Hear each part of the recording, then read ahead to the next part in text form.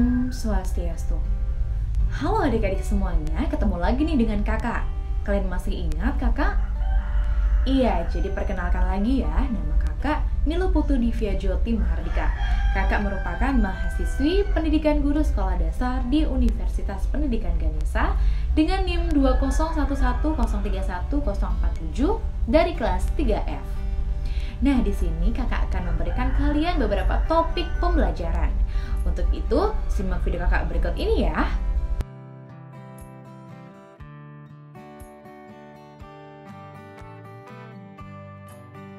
Adik-adik, kakak punya clue nih, kakak punya petunjuk untuk kalian. Kira-kira kita belajar apa? Iya, kita akan belajar mengenai tanda berikut ini. Nah, kalian lihat deh, apakah adik-adik sudah ada yang pernah lihat tanda seperti ini? Ada yang bingung dan juga ada yang sedikit paham nih. Coba deh adik-adik, dalam titik-titiknya kalian berikan angka. Sekarang kakak suruh kalian memberikan angka 2 dan angka 5. Angka 2 coba kalian letakkan di atas dan angka 5 coba kalian letakkan di bawah. Sudah adik-adik? Sudah tergambarkan kah? Iya, kita akan melihat bentuk seperti ini.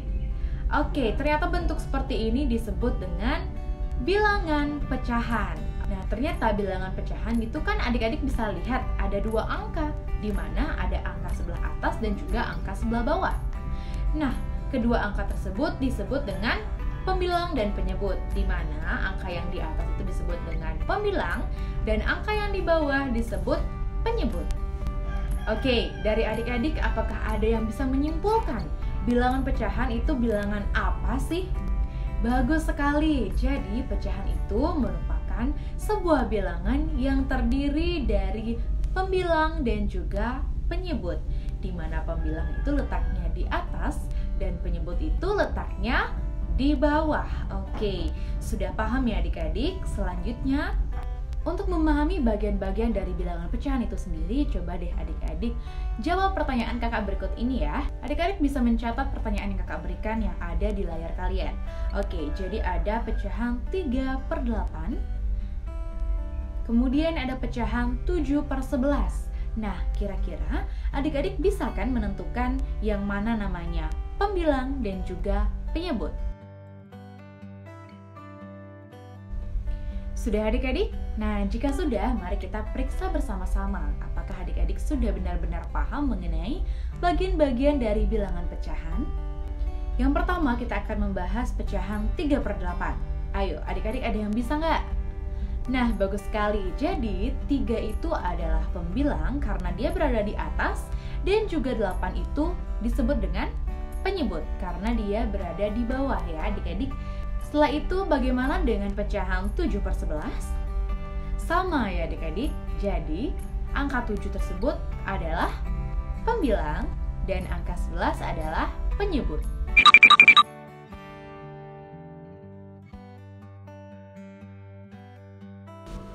Nah adik-adik, bentuk-bentuk pecahan itu ada pecahan sebagai pembagian, pecahan sebagai perbandingan, dan juga pecahan sebagai bagian. Oke, sekarang kita akan membahas pecahan sebagai pembagian. Di sini kakak memiliki pembagian 4/9. Nah, jika dalam pecahan dapat juga loh ditulis dengan 4/9. Yuk sekarang adik-adik coba lagi ya.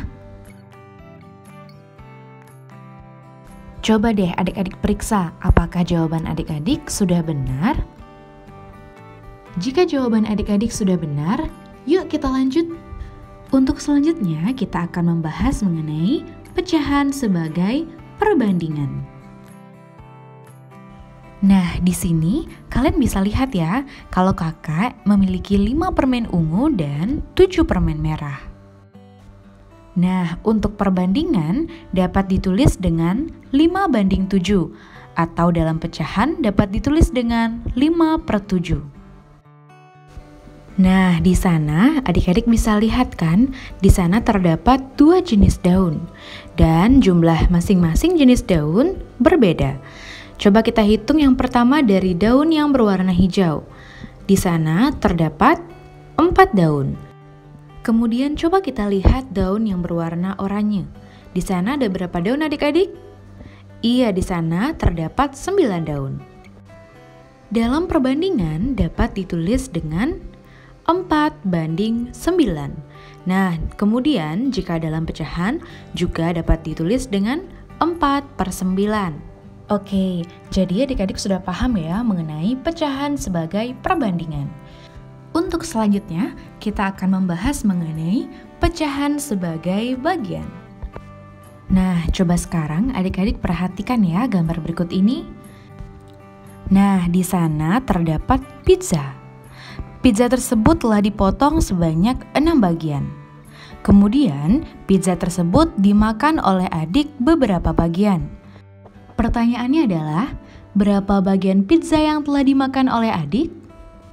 Nah, dari cerita tersebut kita bisa tahu bahwa keseluruhan pizza itu 6 bagian. Kemudian, tersisa 4 karena telah dimakan oleh adik sebanyak 2 bagian. Kemudian, kembali lagi kepada pertanyaan. Berapa bagian pizza yang telah dimakan oleh adik? Jadi, pizza yang dimakan oleh adik adalah 2 dari 6 bagian pizza. Dalam pecahan dapat ditulis dengan 2/6. Kita coba contoh lainnya yuk. Nah, di sini kakak memiliki sebuah kertas. Kertas tersebut kakak potong menjadi 4 bagian. Kemudian, terdapat bagian kertas yang basah. Pertanyaannya, berapa bagian kertas yang basah? Nah, di sini adik-adik bisa lihat sendiri kalau ternyata bagian kertas yang basah itu sebanyak 1 dari 4 bagian keseluruhan. Kemudian, dalam pecahan dapat juga ditulis dengan 1/4. Adik-adik sudah paham ya mengenai bagian-bagian dari pecahan dan juga bentuk-bentuk pecahan. Selanjutnya kakak ingin menambahkan untuk memberikan informasi mengenai pecahan senilai. Bagaimana sih menentukan pecahan senilai? Jadi pecahan senilai itu dapat ditentukan dengan cara membagi atau mengalihkan pembilang dan penyebut dengan bilangan yang sama. Sekarang kita coba ya dengan dikali 2 dan dibagi 2. Kita gunakan pecahan yang sederhana yakni 1/2. Nah, sekarang kita kalikan dulu ya pembilang dan penyebut dengan 2. 1 kali 2 sama dengan 2. 2 kali 2 sama dengan 4. Itu artinya 1/2 sama dengan 2/4. Nah, begitupun seterusnya. Sama halnya dengan dibagi 2. Coba deh sekarang adik-adik coba ya. 4/8 itu kalian bagi 2 dulu, penyebut dan pembilangnya. Nah, kalau sudah dibagi, hasilnya berapa adik-adik? Iya, benar sekali. Hasilnya adalah 2/4. Nah, dengan demikian, adik-adik sudah menemukan bahwa 2/4 itu senilai dengan 4/8. Baik, mudah sekali kan adik-adik? Kalian hanya perlu untuk selalu ingat bahwa jika ingin mencari pecahan yang senilai, kalian harus membagi pembilang dan penyebutnya dengan bilangan yang sama. Begitu ya adik-adik? Jika sudah demikian, hasilnya pasti akan menghasilkan pecahan yang senilai. Nah, karena kalian sudah paham dan topik pembelajaran hari ini telah dibelajarkan semua, itu artinya pembelajaran kakak pada hari ini juga telah selesai. Kakak juga memohon maaf apabila dalam penyampaian tadi terdapat kata-kata yang kurang berkenan atau mungkin terlalu cepat dalam menjelaskan. Dan di akhir kata, kakak tutup dengan Paramasanti. Om Santi Santi Santi Om.